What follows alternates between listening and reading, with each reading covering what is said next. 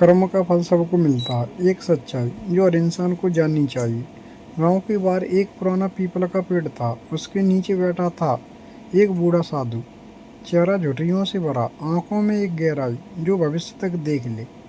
उसी गांव का एक अमीर व्यापारी हर दिन उस साधु के पास से गुजरता, लेकिन कभी नजर उठाकर नहीं देखता। एक दिन साधु ने अपनी आंखें खोली और धीरे से कहा, बेटा, कर्मों का हिसाब कभी माप नहीं होता। जो तू बोएगा वही काटेगा, बस समय का इंतजार कर। व्यापारी मुस्कुराया, घोड़ा हकाया और बोला, साधु बाबा, मैं तो सिर्फ लेन देन जानता हूँ और मेरे पास सब कुछ है, दौलत, शोहरत, ताकत। मुझे किसका डर। लेकिन साधु बस शांत रहे और बोले, हर कर्म एक बीज है और हर बीज को फल बनना ही है, चाहे वो आज हो या 20 साल बाद।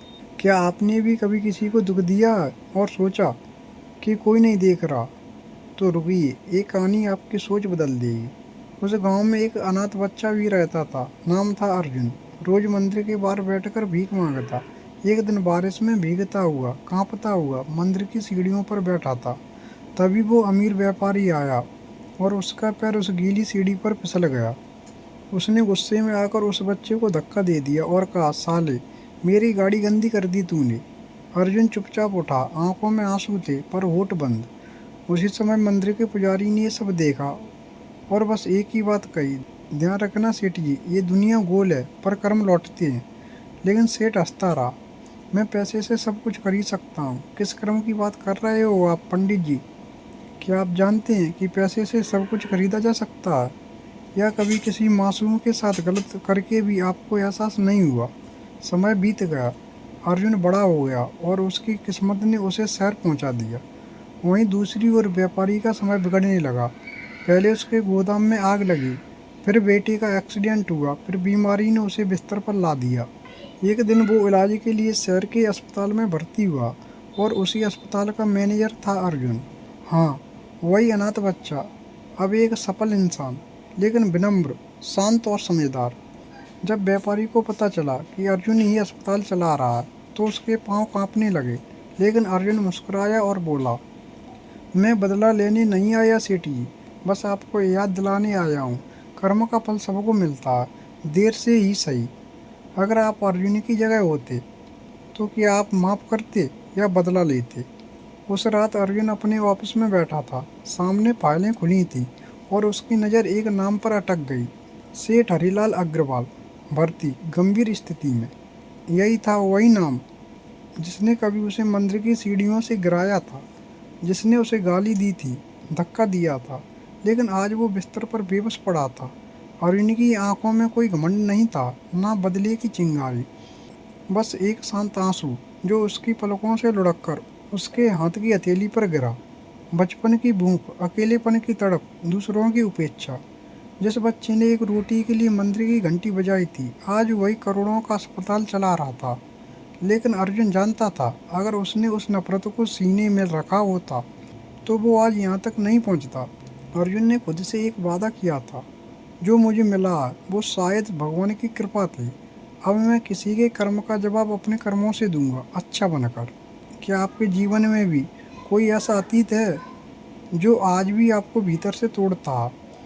क्या आपने कभी सोचा है उस दर्द को अपनी ताकत बना सकते हैं? सेठ हरीराम अब अस्पताल के बिस्तर पर पड़ा था। शरीर जर्जर हो चुका था, दौलत पानी की तरह बह चुकी थी और रिश्तेदार भी अब दूर हो गए थे। डॉक्टर बोले, अब कुछ ही दिन का ही मेहमान है। उसी समय अर्जुन उसके कमरे में आया। सेठ की आंखें नम हो गईं, पर वो पहचान नहीं पाया। अर्जुन ने धीरे से कहा, आपको याद है मंदिर की सीढ़ियाँ, वो बारिश, वो भीगता बच्चा जिसे आपने धक्का दिया था? सेठ की आंखों से आंसू बह निकले और वो कांपती आवाज़ में बोला, तू तू वही है बेटा, माफ़ कर दे, मैंने बहुत गलत किया था। अचानक सेठ को याद आया, वही बूढ़ा साधु पीपल के नीचे बैठा था जिसने कहा था, बेटा, कर्मों का फल जरूर मिलेगा, जो तू बोएगा वही काटेगा। और आज उसी बच्चे का रहम ही उसकी आखिरी उम्मीद बना था। अर्जुन ने साधु की वाणी दोहराई, कर्मों का फल सबको मिलता है, देर से ही सही, लेकिन मिलता जरूर है। लेकिन अगर आप भी पश्चाताप कर रहे हैं तो भगवान से माफ़ी मांगिए, क्योंकि मैं तो आपको कब का माफ़ कर चुका हूँ। क्या आपने कभी किसी को माफ़ किया जिसने आपका दिल दुखाया हो? क्या आप जानते हैं कि सच्चा बदला माफ़ करना होता है? रात गहराने लगी थी। अस्पताल की खिड़की से चांद की रोशनी अंदर आ रही थी। बिस्तर पर लेटा सेठ हरीराम अब कमज़ोर था, लेकिन उसके भीतर कुछ टूट चुका था और कुछ नया जन्म ले रहा था, पछतावे का भाव। उसे वो सब याद आने लगा जो उसने जीवन में किया।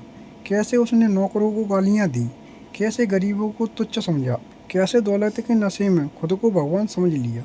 वो धीरे धीरे बुदबुदाने लगा, मैंने बहुत पाप किए हैं, मैंने सबको दुख दिया, लेकिन अब मेरे पास समय नहीं बचा। और तभी अर्जुन उसके पास आया, हाथ में तुलसी जल था।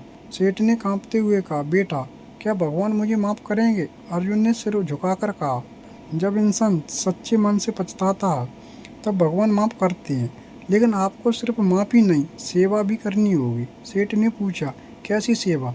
अर्जुन ने जवाब दिया, अपनी संपत्ति का एक हिस्सा अनाथ बच्चों के लिए दान करिए, उसी तरह के बच्चों के लिए जैसे मैं था। इनका कोई नहीं होता। सेठ की आंखें भर आईं और उसी क्षण उसने अपने वकील को बुलवाया और अपनी वसीयत में एक बड़ा बदलाव किया। उस रात पहली बार सेठ हरीराम की आंखें चैन से बंद हुईं। उसके चेहरे पर एक शांति थी, जैसे कोई भारी बोझ उतर गया हो। क्या पछतावा ही काफ़ी है या सच्चा प्रायश्चित सेवा के रूप में होता? सेठ हरीराम की मृत्यु के बाद अर्जुन के जीवन में एक गहरा परिवर्तन आया। जिस इंसान ने उसे कभी ठुकराया था, उसी को उसने आखिरी क्षणों में सहारा दिया और उसी की आत्मा को शांति दी। उस रात अर्जुन सीधा उस मंदिर पहुंचा जहां उसका बचपन बीता था, जहां वो भीगा था, जहाँ उसने आंसू आए थे। मंदिर में सन्नाटा था और दीपक की लौ धीमी थी। अर्जुन ने सीढ़ियों पर बैठते हुए अपने दोनों हाथ जोड़े, आंखें बंद की और कहा, हे प्रभु, मैंने कभी आपके होने पर सवाल किया था, लेकिन अब समझ आया, आप हर पल मेरे साथ थे। और फिर उसने एक संकल्प लिया, मैं अब अपना जीवन दूसरों के कर्म सुधारने में लगाऊंगा। जो दर्द मैंने सहा वो किसी और को ना सहना पड़े। मैं अनाथों के लिए आश्रम बनाऊंगा और हर साल इस मंदिर की सीढ़ियों पर भोजन बांटूंगा। मंदिर की घंटियां बजने लगी, जैसे ईश्वर भी उसकी प्रतिज्ञा से प्रसन्न हो रहे हैं। अर्जुन ने उस पुराने पीपल के पेड़ के नीचे ध्यान किया जहाँ कभी वो बूढ़ा साधु मिला था। अब वो साधु नहीं था, लेकिन अर्जुन खुद एक पथ प्रदर्शक बनने की राह पर था। क्या आपने कभी जीवन में ऐसा कोई मोड़ देखा जहाँ आपकी सोच पूरी तरह बदल गई हो? क्या आप भी कभी किसी मंदिर की सीढ़ियों पर अपने आंसू छोड़कर उठे हैं एक नई शुरुआत के लिए? क्या आज हम भी अपने कर्मों पर एक बार सोच सकते हैं? 15 साल बाद अर्जुन वापस उसी गांव में लौटा जहां कभी उसका बचपन रोते हुए बीता था, लेकिन अब वो वही अर्जुन नहीं था। अब वो था एक सम्मानित समाज सेवी, एक आश्रम निर्माता और कई अनाथ बच्चों का पिता समान। गांव के बच्चे दौड़ते हुए कहते, अर्जुन भैया आ गए, अर्जुन भैया आ गए। गांव वालों ने सिर झुकाकर उसका स्वागत किया। जिन लोगों ने कभी उसे तुच्छ समझा था, आज उनकी आंखों में शर्म थी और सम्मान भी। अर्जुन ने किसी को कुछ नहीं कहा, बस मुस्कुराया। वो मंदिर की सीढ़ियों पर पहुंचा और वहीं बैठ गया जहाँ कभी उसका बचपन भीगा था। पुजारी जी ने कहा, बेटा, तू तो अब गांव का दीपक बन गया, हमें माफ़ कर दे। अर्जुन ने कहा, पुजारी जी, मैंने माफ़ कर दिया था उसी दिन जब मैंने आपकी बातों को सीने में बसा लिया था। अब मैं यहाँ एक ऐसा केंद्र बनाना चाहता हूँ जहाँ कोई बच्चा भूखा ना सोए। तभी एक वृद्ध व्यक्ति भीड़ में से आया, लाठी पकड़े हुए। उसकी चाल धीमी थी पर आंखों में तेज था। वो था वही बूढ़ा साधु जो अब फिर गांव लौटा था। गांव वालों ने उसे पहचान लिया और नमन किया। साधु मुस्कुराया और अर्जुन से कहा, बेटा, अब तू सिर्फ कर्म से मान नहीं, अब तू ज्ञान से भी धन्य है। लेकिन अगली परीक्षा अभी बाकी है। क्या आप जानते हैं कि माफ़ करने से इंसान छोटा नहीं होता बल्कि बड़ा बनता है? क्या कोई इंसान अपने कर्मों से खुद को दोबारा जन्म दे सकता है? कर्म की पराकाष्ठा। जब अर्जुन बना प्रकाश का स्रोत। साधु मुस्कुराए और बोले, बेटा अर्जुन, अब तू केवल एक इंसान नहीं, तू खुद में एक संदेश है। और अब तुझे ये संदेश इस धरती पर फैलाना है कि कर्म का फल सबको मिलता है, लेकिन अगर वो कर्म बदल दिए जाएं तो भविष्य भी बदल सकता है। अर्जुन ने झुककर जड़ स्पर्श किया और वादा किया, अब मैं अपना जीवन उसी के लिए समर्पित करूंगा कि कोई और अर्जुन बनकर रोए नहीं, बल्कि हर बच्चा अर्जुन बनकर उठ खड़ा हो। अर्जुन का बनाया हुआ आश्रम, जहाँ अनाथ बच्चे पढ़ रहे थे, हंस रहे थे और जीवन जीना सीख रहे थे, अर्जुन हर रोज सुबह मंदिर में जाता, दीपक जलाता और ईश्वर से यही प्रार्थना करता, हे प्रभु मुझे इतना सामर्थ्य दो कि मैं किसी का भाग्य बदलने वाला कर्म बन सकूं। मंदिर की घंटियां बजती हैं। साधु अंत में कहते हैं, सुनो संसार वालों, दौलत से नहीं, पद से नहीं, जन्म से नहीं, कर्म से ही इंसान मान बनता है। जो जैसा करता है वैसा ही पाता है, और जो पछता कर सेवा में जीवन लगा देता है, उसे ईश्वर खुद आगे बढ़ाते हैं। क्या आपने कभी कोई ऐसा कर्म किया जिस पर गर्व कर सकें? क्या आप भी वो अर्जुन बन सकते हैं जो अपने बीते हुए दर्द से किसी और का भविष्य संवार सकें? कर्म का फल सबको मिलता है, चाहे देर से मिले, पर निशाना कभी चूकता नहीं।